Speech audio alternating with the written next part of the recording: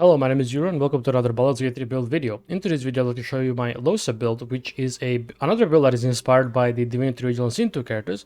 Now, Lohse in Divinity Original Sin, when your recruiter is a enchanter, and that can actually be translated quite well into Baldur's Gate 3, especially because she also has instruments, or instrument proficiency, so to say, and that also works quite well for us in Baldur's Gate because a bard would be a perfect fit for her, since we, as bards, can heavily invest into enchantment and illusion spells, and on top of that, of course, we gain proficiency with an instrument.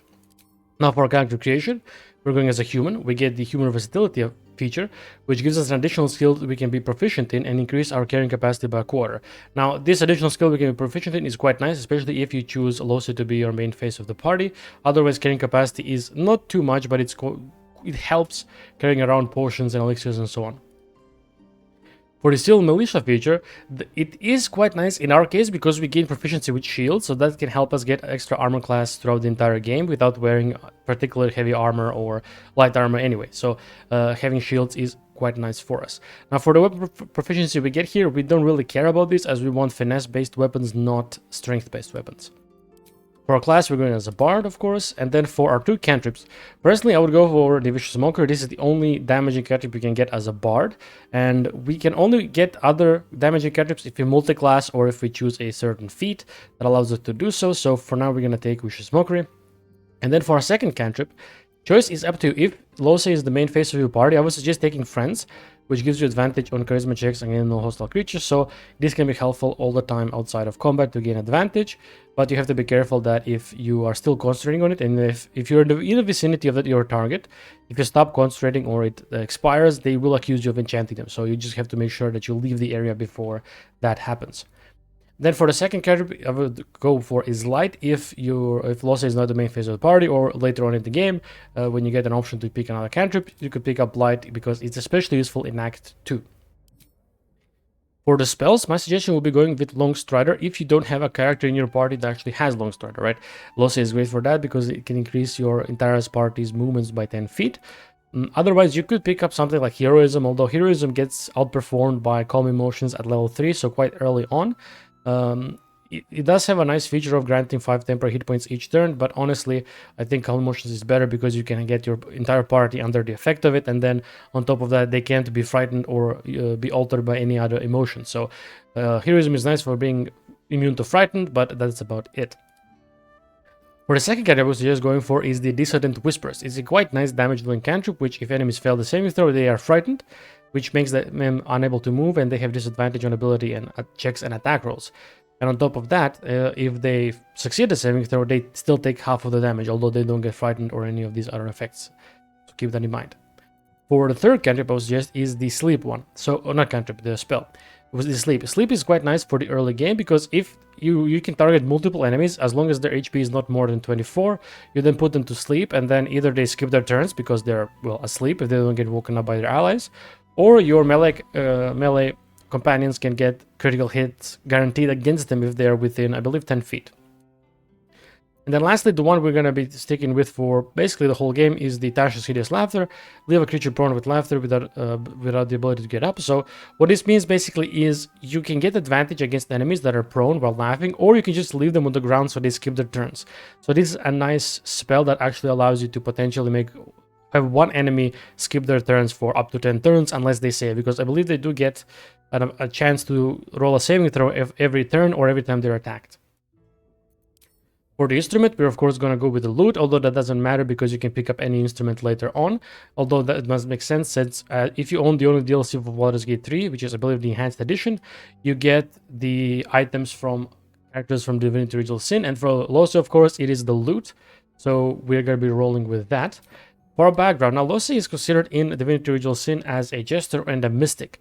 Now we don't really have an equivalent to a mystic here in Baldur's Gate, I believe, but we do have an equivalent to a jester, which would be an entertainer. So that's what we're going to be going for.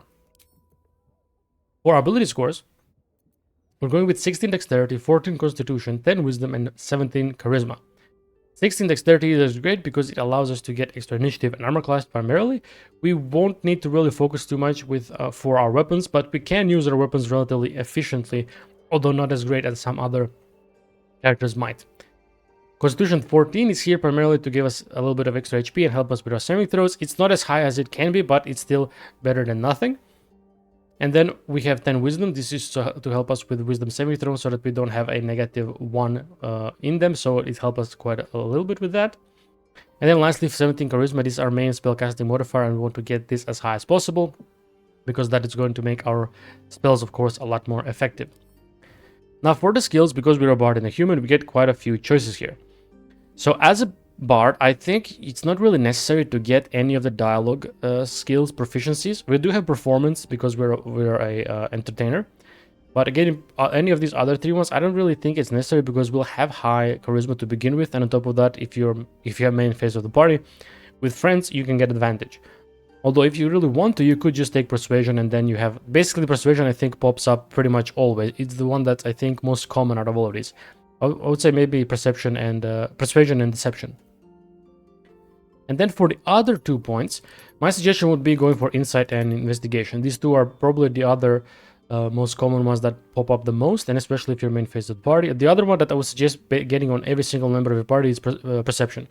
Perception is just amazing because it helps you and the rest of your party get basically perceive the hidden button, levers, and so on. So very useful to have. Insight and investigation as well. Or of course, if you don't want persuasion, you could just pick any one of these other ones which are your preference. Alright, so at level 2 we unlock a class feature which is the Jack of all trades. So basically what it does is adds a half our proficiency bonus rounded down to our ability checks that we are not proficient in. So this helps us basically with everything else, which is quite useful. We also get the class action of Song of Rest, which is pretty good because now we can take 3 short rests per long rest instead of just 2. So we can run around a little bit longer or get more HP healing as well.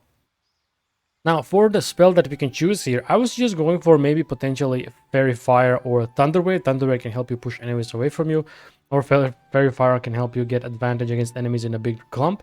Although you have to be aware that if you hit your allies with this, it will also trigger on them and they have to roll the dexterity save, potentially failing, and then they have Fairy Fire effect on them as well. So just keep that in mind. At level 3, we unlock our subclasses, and here we're gonna go with the College of Lore.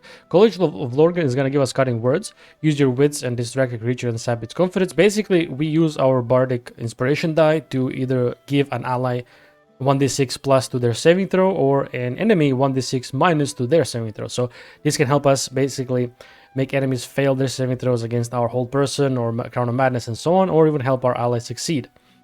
I think this is also quite fitting for her because in Divinity Original Sin, Lohse is quite of a character that would probably do something like this, hurl insults and stuff like that at enemies. So I think this is quite fitting. Now, as a bard, we now get additional skills here, so we can choose 3 more skills to be proficient in, and we get quite a few choices here. Now, the expertise, we by default get performance and persuasion. We're not gonna take that. Instead, I was just going for perception and insight.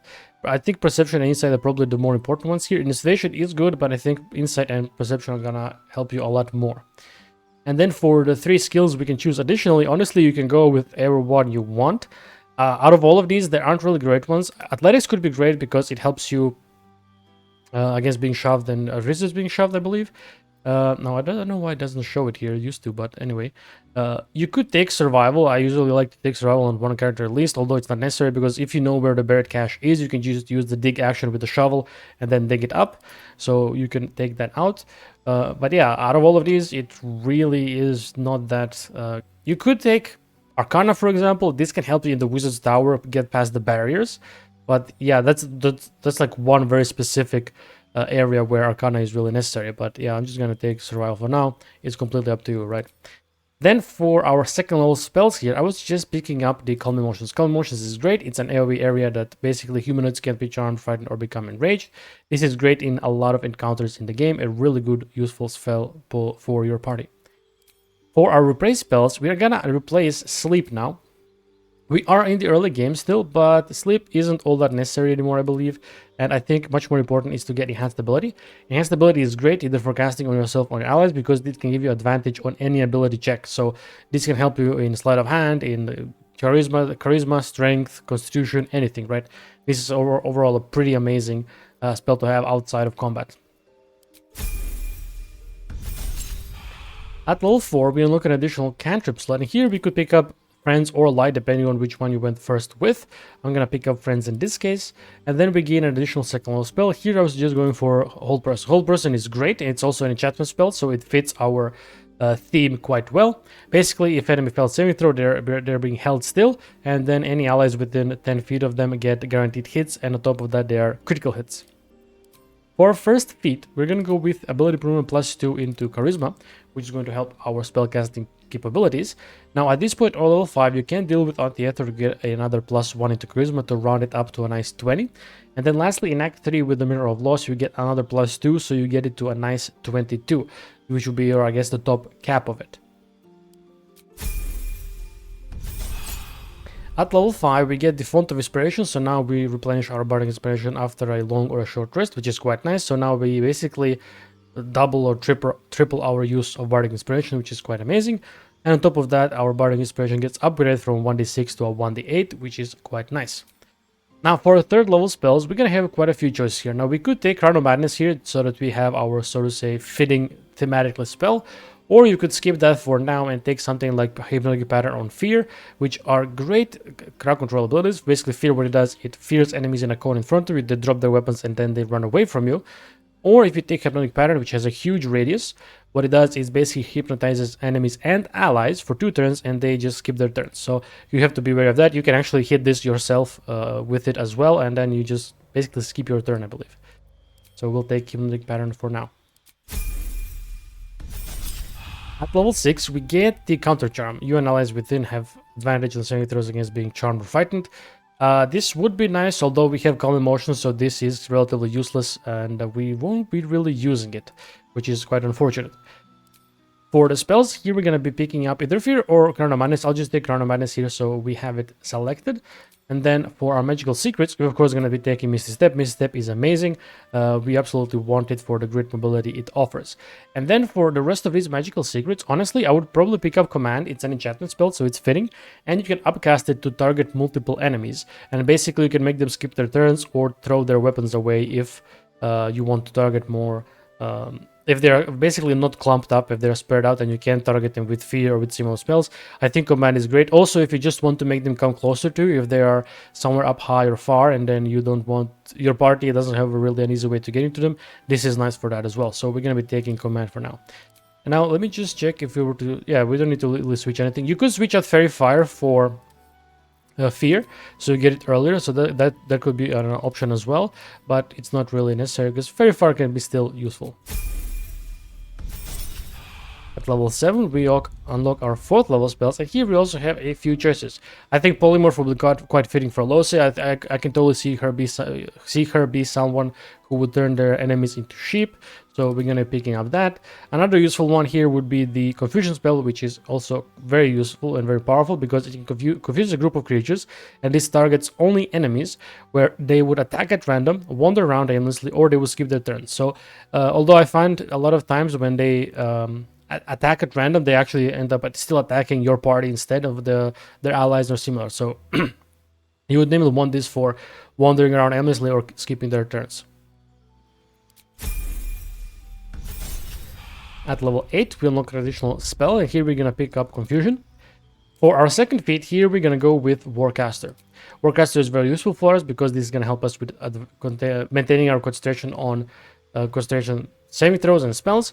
And also we gain a reaction Shocking Grasp, which then we can turn off our normal reaction and just use Shocking Grasp, because Shocking Grasp then should use our charisma full spellcasting instead of anything else, so we should be more accurate with it than with our weapons. So pretty useful feat for us right there. At level 9, we unlock our 5th level spell slots, and here we get something very important, which is the Hold Monster. Hold Monster is absolutely crucial, I would say. Or not crucial, but it's very powerful in most of your playthroughs, because you can paralyze a creature. So anything that is not an undead, basically, you can target this with it. Whereas Hold Person works only with humanoids. And this is useful against a lot of enemies in the game, because, well, getting them paralyzed and getting guaranteed critical hits within 10 feet of them is very powerful. At level 10, our Bardic Inspiration gets upgraded to now being a 1d10 instead of 1d8, which is quite nice. We gain additional skills, and here we have two of them to choose from. And since we're honestly so stacked with skills, you could take some of the dialogue ones. Survival, I wouldn't suggest because you are basically at the end of Act 2 here. You could take then Investigation if you want to, it's useful. Or you could just take Acrobatics and Athletics to help you be anchored down even more so that you can be pushed and moved against your will that easily. For our cantrips here, honestly, we don't really have that many great choices, although Minor Illusion and Mage Hand can be useful as tools, but otherwise, yeah, I would probably just take Minor Illusion. You can clump up NPCs with it because they will go to investigate it. Then for our fifth level spell, here we're just going for Dominate Person. It's an enchantment spell. I think it's quite fitting also as well, where we can charm an enemy to fight for us for 10 turns. So we're going to be going for that. We also unlock additional magical secrets. And here, honestly, go with whichever one you want. You could take Counterspell. You could have taken it also in the previous magical secrets as well if you don't have a character with Counterspell to begin with. Although in my playthrough I had Fane who had Counterspell, so I don't really have a necessity for it.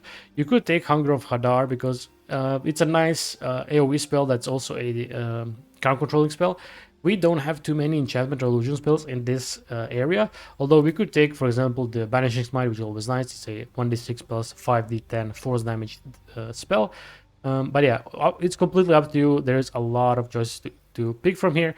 I would probably take Baldur as an illusion spell and a nice defensive spell, and maybe something like Armor of Agathis, which we can give ourselves temporary hit points if we upcast it to higher spell slots. And we can move on. At level 11, we get an additional spell, and now it's a... We did get at least 6 level spells. I'm blind. So here we go. Of course, gonna go for the Otto's Irresistible Dance. What Otto's Irresistible Dance does is basically there is no saving throw for it. So when you cast it on somebody, they immediately start dancing, and then you have advantage on attack rolls against them. Although at the end of every single one of their turns, then they get to roll for a saving throw and then potentially saving and stopping them from dancing. And finally at level 12 we get one last spell we can choose from here. You could take Planar Binding to bind Celestials, Elementals, Fae or Fiends to fight for you. It's basically like Dominate Person but in the Celestial form, so you could take this or Elementals and so on. But honestly I'll probably just take Fear or any one of these. It's completely up to you which one you want to go for. Dimension Door is nice because you can then have mobility for yourself and your allies, so yeah. Now for the last feat, I have two suggestions here. So either you take Ability Improvement plus 2 into Dexterity, so that then you get to 18 Dexterity plus 1 Armor Class and Initiative, or you could go with Spell Sniper. And then since we don't have a second damaging cantrip with a Bard, we could take Eldritch Blast, which rolls 3d10s, and you have 3 different times where you can potentially roll a critical hit, which is significant because what Spell Sniper does, it reduces, you will learn a cantrip, and the roll we need to get a critical hit is reduced by 1. So this can help us crit. So this is up to you if you want this or Ability Improvement plus 2. I went with Ability Improvement plus 2 for the extra initiative on Armor Class because I think initiative, especially in Honor mode, is very powerful because you get to do your combos or debuffs earlier than your enemies get to act. So this is my choice. Alright, so that is it for the levels. I want to see you in the equipment section. Alright, so here we are in the equipment section. So let's start with our headgear. Here we have the Hooded Weave. You get a plus 2 to spell save DC and attack rolls. Now, why go with this instead of the Birthright? I think Hooded Weave is more powerful because it gives you a plus 2 to spell save DC and attack rolls, where Birthright gives you a plus 2 to Charisma. Now, 2 Charisma translates to plus 1 spell save DC and attack rolls. So Hood of the Weave is arguably more powerful, but if you already have Hood of the Weave on somebody else, you could totally just take Birthright as the late game alternative instead. Although you have to keep in mind then Mirror of Loss is not necessary because you can then put it in Dexterity, so you get 22 and 20 in Dexterity if you do choose to go that way. For the early game alternatives, you could take the Spell Shade Circle, which gives you plus 1 to spell save DC while you're obscured, or the Fistbreaker Helm, which also gives you spell save DC plus 1 and initiative plus 1, which is pretty good. We want spell save DC primarily on this character because most of our spells require a DC instead of an attack roll. For the capes or cloaks, we're going with the Cloak of Protection, Armor Class Save Throws plus 1. I think this is relatively necessary for Lohse because we will have at most 17 Armor Class, and in the late game that could be relatively low. Although if you have a different preference, you could potentially take Nymph's Cloak, which gives you an additional cast of Dominate Person once per long rest. Or even Cloak of Displacement, which gives you the effects of Blur, so enemies have disadvantage on attack rolls against you. For the armor, we're going with the potent robe. Your cantrips deal additional damage equal to your charisma modifier, and then at the beginning of our turn, the robe activates and we get temporary hit points based on charisma modifier. So in this case, it would be a +6. For the earlier game alternatives, I would use Spider Silk Armor, which gives us advantage on Constitution saving throw checks. So this can help us in the early game get advantage on Concentration saving throws until we get our Warcaster, and it's a quite decent armor. Since we're a bard, we also have proficiency in light armor, and on top of that, we're human, so we should have it regardless. For the gloves, my suggestion would be Brain Drain Gloves. When you deal damage with, deal psychic damage, also inflict Mental Fatigue for 2 turns. This is useful to have because what it does, Mental Fatigue, it gives a penalty to Wisdom, Intelligence, and Charisma saving throws for every turn remaining. So if you have 4, you have -4, and then at 5 stacks or more, and entities take 1d4 psychic damage. So if you, let's say, cast Hold Person or Monster on somebody, and then you hit them with the Discordant Whispers or the Vicious Mockery, you can stack the Mental Fatigue on them to make them less likely to succeed their saving throw on escaping, Hold Person, or similar effects. For the alternatives, I would suggest Gloves of Missile Snaring. This can help you basically reduce missile damage by 1d10 plus your Dexterity modifier, so you don't take full damage of a missile or take 0 damage at some point. For the boots, my suggestion would be the Boots of Stormy Clamor. Whenever we inflict a condition upon a hostile creature, they also get inflicted by Reverberation for 2 turns. Reverberation, what it does is it's a penalty of -1 to Strength, Dexterity, and Constitution saving throws, and also at 5 stacks or more, the target possibly falls prone and takes 1d4 thunder damage. So this is going to be useful boots for us because we're going to be pretty much every single action we do, we're going to be doing some kind of a condition onto a hostile creature, basically always applying Reverberation. So that's quite powerful. For amulets, I went with the Face Semblance amulets. Basically, we get advantage on Intelligence, Wisdom, and Charisma saving throws, which is pretty nice defensive cantrip to save against enemies that would like to basically cast Hold Person on us or similar spells, and this is a great one for it. Alternatively, in the early game, you could take the Silver Pendant. This is going to give you and your party guidance if you don't have it, which is pretty good. You find this quite early on next to the Druid's Grove up on top of a hill. Another one that is an equivalent, but also maybe a little bit of weaker version to the Face Amulet amulet is the Amulet of Harpers. It gives you advantage in Wisdom saving throw checks, and it also allows you to cast 1 shield per long rest. Although, now this was in patch 7. I don't know if this is fixed in a patch 8, but this shield in patch 7 didn't actually make you immune to magic missile damage. You would still take magic missile damage, but it would give you 5 armor class, so keep that in mind. This potential is fixed right now, but I'm not sure. I'd have to test it. I didn't get to it yet, so... And then alternatively, if you want even more spell save DC, you could take the Amulet of the Devout, which gives you +2 to spell save DC. The second effect was not going to work for us because this is actually a cleric amulet and not a bard one, but we can still get use of the high spell casting, although God's Will won't really work for us anyway. For the rings, I went with the Ring of Mental Inhibition. Whenever a foe fails a saving throw against one of our spells or actions, they gain Mental Fatigue for 2 turns. So now when they fail saving throws against our spells, which is going to be pretty much always because most of our spells have saving throws, we also additionally apply Mental Fatigue on them, even more, making it even more difficult for them to succeed saving throws against our spells. The second ring I have here is the Ring of Protection, armor class saving throws +1, useful so we can now 19 armor class. Alternatively, if you go for the Birthright, where you get 22 Charisma and then 20 Dexterity, if you go with the Mirror of Loss, you could take Strange Conduit Ring and the Band of the Mystic Scoundrel. Basically, what Strange Conduit Ring does is 1 cost ring on a spell, your weapon attacks deal additional 1d4 psychic damage, so it can potentially help you inflict Mental Fatigue more often, because we can attack, for example, twice with a ranged weapon. And then Band of the Mystic Scoundrel would synergize relatively well with that, because after we hit a creature with a weapon attack, we can cast an illusion enchantment spell as a bonus action, which is basically our whole repertoire of spells that we have here. For our weapons, I went with Falar Alue. What this does is basically it's a longsword, but it's a finesse longsword, and we are proficient with it, so it's actually a very perfect choice because Falar Alue has a melody choice. It's a singing or shrieking. Now, the shriek effect is much more powerful here because it adds a penalty of 1d4 to Charisma, Wisdom, Intelligence saving throws, so it's synergizing with us. And on top of that, creatures receive extra 1d4 thunder damage. So any damaging instance will trigger this, and they will take 1d4 thunder damage, which is very, very powerful. Singing effect, even though it's not as powerful, we can still take a look at it. What it does is gives allies in range 1d4 bonus to attack rolls, Charisma, Wisdom, and saving throws. So it's, I would say, a lot less powerful because it doesn't have that 1d4 thunder damage effect. Because, well, you wouldn't want to take thunder damage, right? Anyway, for the alternative, you could take the duelist prerogative. This would allow you to attack twice per turn because you get the dueler's enthusiasm. It's a bonus action. While you're not dual wielding, you can make an additional melee attack with the dueler. This is actually a quite nice weapon. It's an enchantment +3. While your offhand is empty, you score a critical hit when rolling a 19. Moreover, you get an additional reaction per turn, so this can synergize quite well with your cutting words. On top of that, on a hit with a melee weapon, use a reaction to deal additional necrotic damage equal to your proficiency bonus, so we can deal additional 4 necrotic damage with it. We also get the compelled dual spell once. Well, it doesn't have a cooldown here, so technically we should be able to cast it as much as we want. Unless, let's check that. Let's check if that's true. Yeah, so we should be able to cast this pretty much non-stop. Then for our shield, we have Catholic Shield, so it gives us +1 to spell save DC and attack rolls, and advantage of dexterity saving throws and checks.